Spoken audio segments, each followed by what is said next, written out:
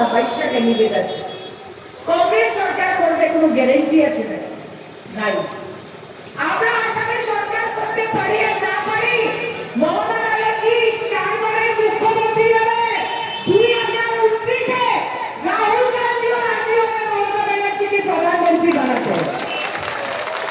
আমাদের নেত্রী প্রধানমন্ত্রীর ক্যান্ডিডেট আছে, আমি বলে দিলাম।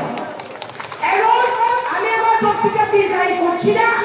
আমাদের চিহ্ন হলো জোড়া ফুল। আমাদের দলের নাম হলো তৃণমূল কংগ্রেস। যে সম্মানটা কংগ্রেস পার্টি তৃণমূল স্তরে মানুষকে এবং ওয়ার্কারকে দিল না, এই টিকিট দিয়ে সেই সম্মান, সেই ভালোবাসা, সেই সমর্থন আমি আপনাদের কথা দিয়ে যাচ্ছি যে আমি আপনাদের দিব।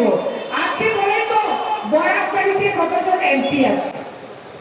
একজন করিমগঞ্জের এমপি বিজেপি, একজন শিলচরের এমপি বিজেপি, গোবিন্দবাবুর ছেলে রাজ্যসভার এমপি বিজেপি।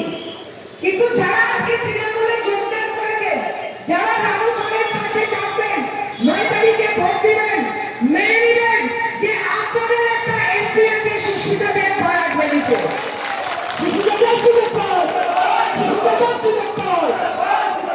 তাই বলে আপনারা আগামী 9 তারিখ সকালে সকালে উঠে জোড়া ফুল চিহ্নতে